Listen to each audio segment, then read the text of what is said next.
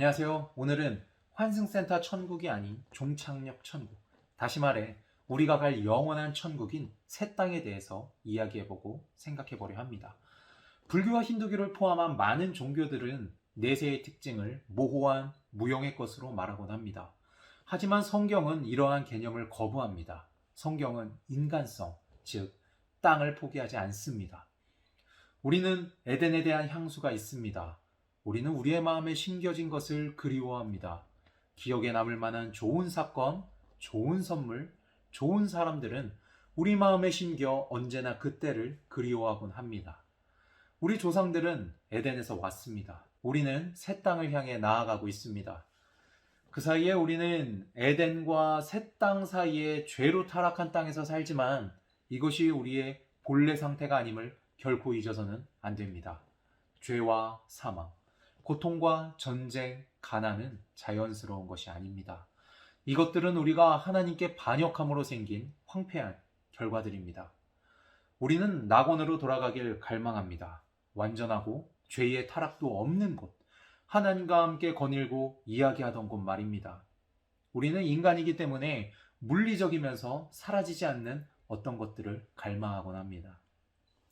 그리고 그것이 바로 하나님께서 우리에게 약속하신 무너지지 않는 집, 사라지지 않는 나라, 반석 위에 세운 도성, 썩지 않는 유업이라 생각합니다. 아담은 흙의 먼지로 지음을 받았습니다. 그러면서 땅과 우리를 영원히 연결시켰습니다. 예수님이 우리의 거처를 준비하신 후에 우리를 그곳으로 데려가 영원히 함께 사시겠다고 하셨습니다. 그곳이 어디라고 생각하십니까? 계시록 21장은 분명히 새 땅이라고 말하고 있습니다. 우리가 살고 있는 삶의 모든 것들은 천국, 지옥, 혹은 눈에 보이지 않는 것들을 보여주는 그림자 또는 모형입니다. 우리는 대한민국이라는 나라, 수원이라는 도시에 살고 있습니다. 우리는 인구, 영토, 정부, 외교 능력을 갖춘 것이 나라라는 것을 알고 있습니다. 그리고 도시에는 건물, 문화, 예술, 음악, 운동, 상품, 서비스, 여러 사건들이 있다는 것을 알고 있습니다. 히브리서 11장 10절, 13장 14절을 보면 천국을 성, 도성이라고 말하고 있습니다. 이것은 도시라는 뜻입니다. 히브리서 11장 16절을 보면 천국을 본향이라 하고 있습니다. 이곳은 나라를 의미합니다. 우리는 몸을 가지고 있습니다. 고린도전서 15장 40절에서 44절을 보면 우리는 부활한 몸을 가지게 될 것이라 말하고 있습니다. 우리는 학교를 다니고 직장을 다니며 일을 하고 있습니다.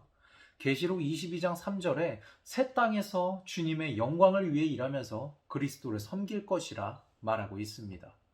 우리는 보석을 좋아합니다. 값어치가 있기 때문입니다. 제 딸도 보석함이 있어 자기가 보석이라 여기는 것들을 모아놓습니다. 성경은 새 예루살렘이 값진 보석으로 만들어졌다고 말합니다. 성경은 천국에 관해 우리에게 많이 말해주고 있습니다. 그리고 하나님께서 우리 주변의 모든 것으로 우리에게 천국을 말해주고 있습니다.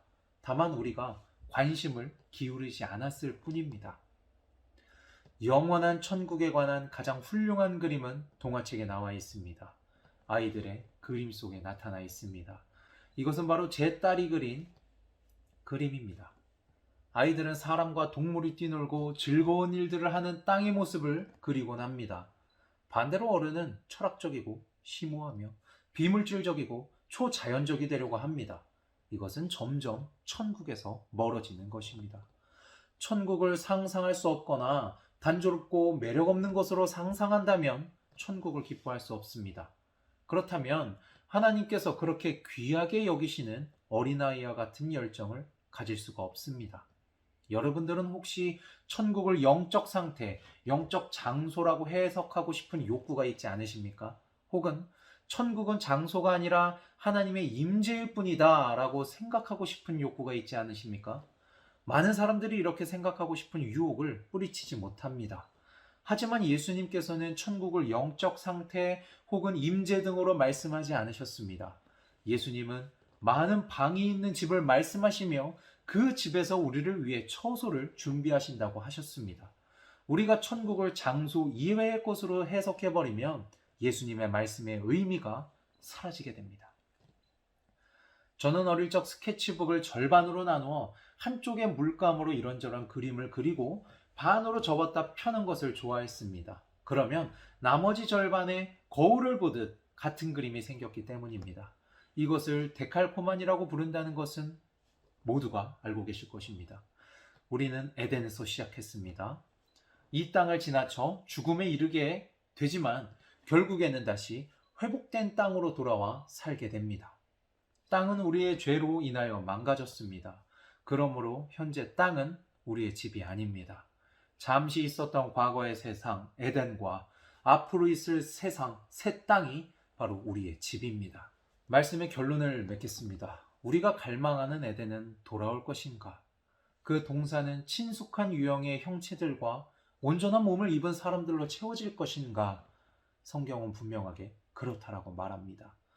우리의 인생은 데칼코마니를 그린 그림 한가운데 있는 것 같습니다. 우리의 삶은 하나님께서 멋진 데칼코마니 그림을 반으로 접어 완성시키는 과정 가운데 있다고 생각합니다. 하나님께서 완성시켜 우리에게 허락하실 새 땅을 기대하고 그날을 고대하며 우리에게 주어진 하루를 성실하게 살아가는 저와 여러분 되시기를 축복합니다. 감사합니다.